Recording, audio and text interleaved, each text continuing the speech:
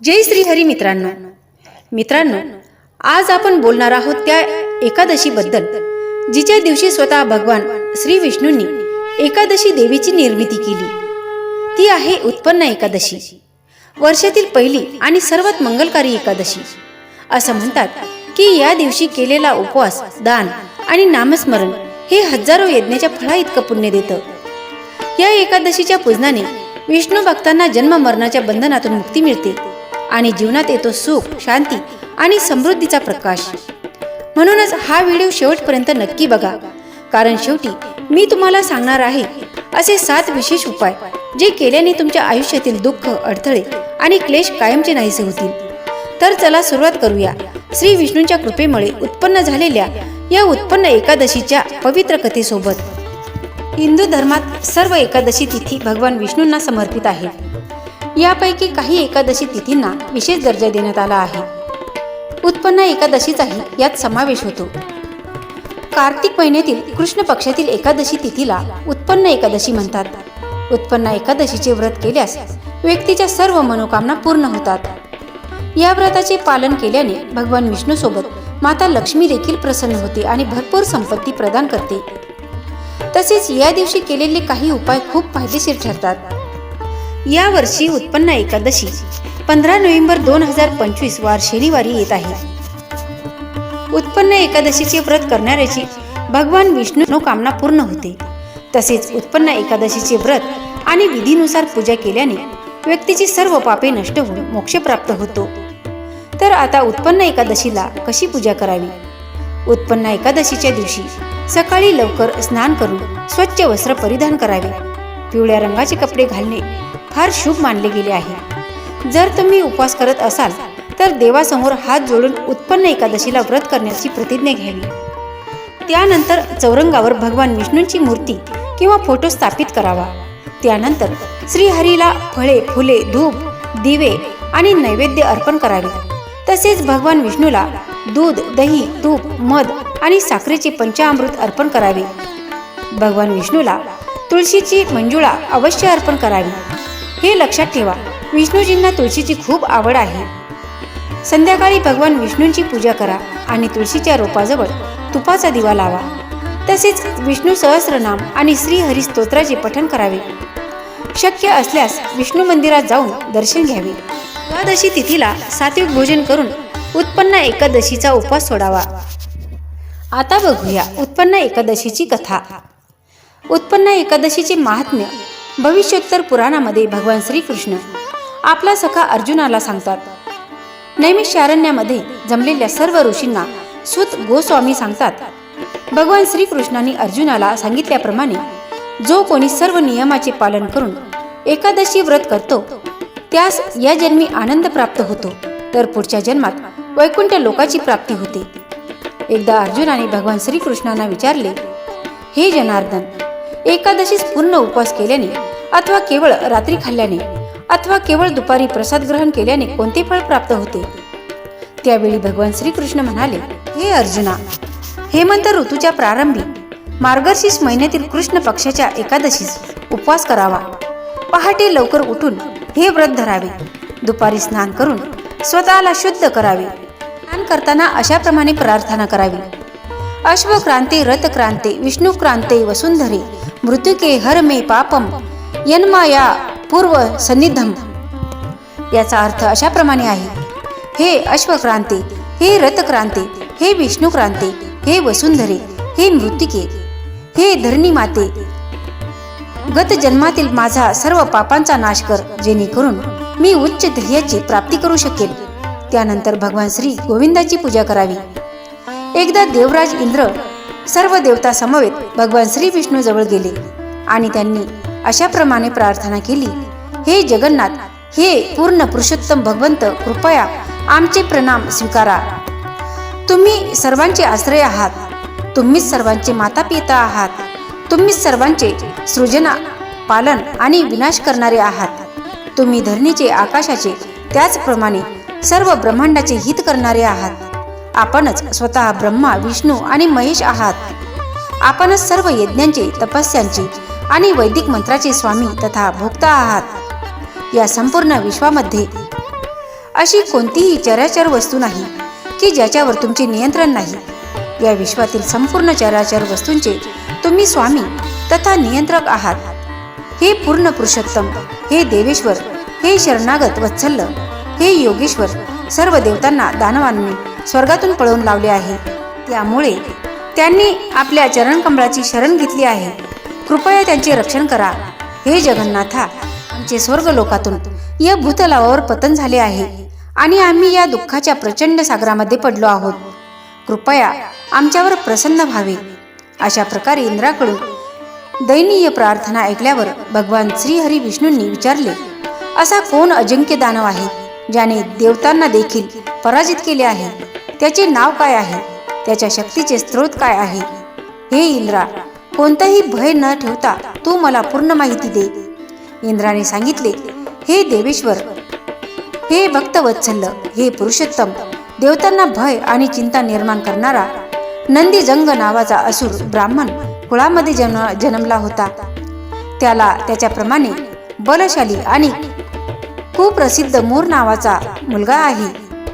चंद्रावती नावाचे भव्य नगर मूर राक्षसाची राजधानी आहे. याच मूर राक्षसाने सर्व देवतांना स्वर्गातून हाकलून दिले आहे आणि त्याऐवजी तोच तिथे राहत आहे.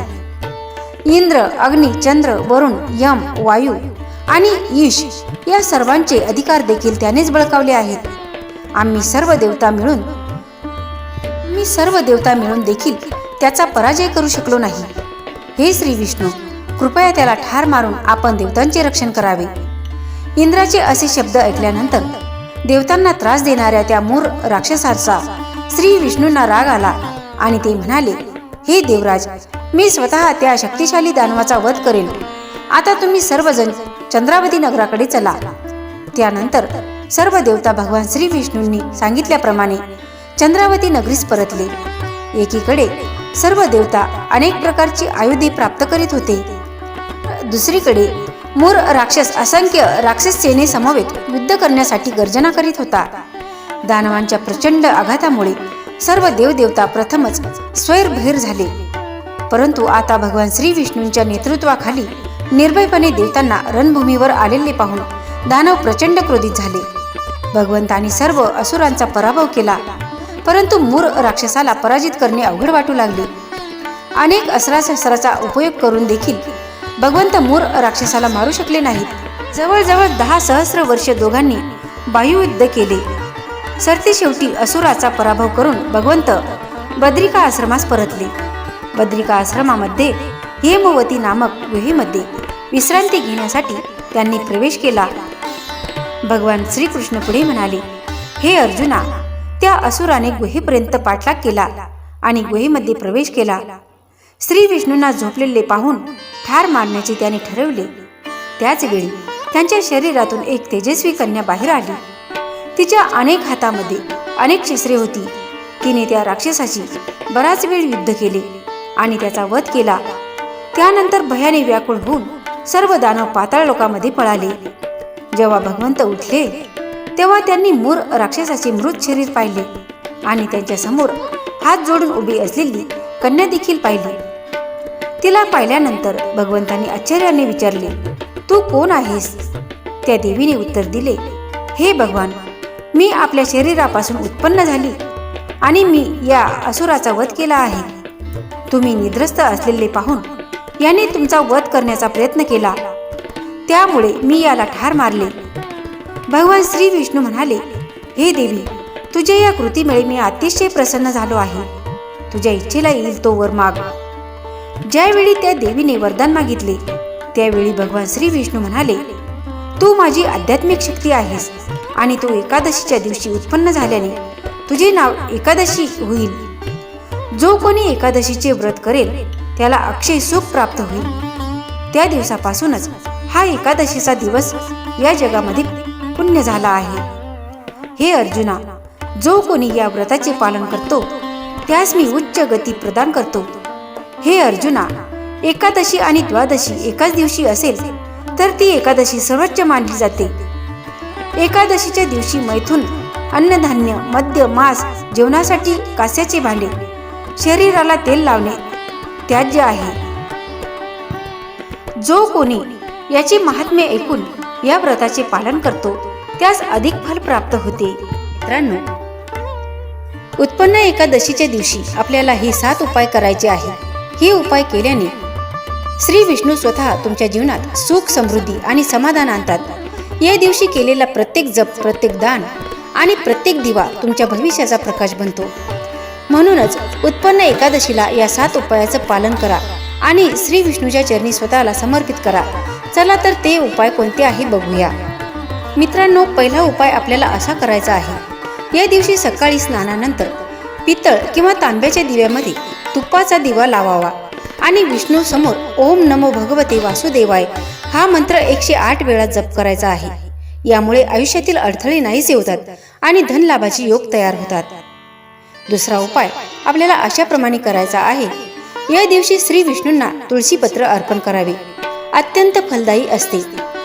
तुळशीशिवाय विष्णू पूजा अपूर्ण मानली जाते.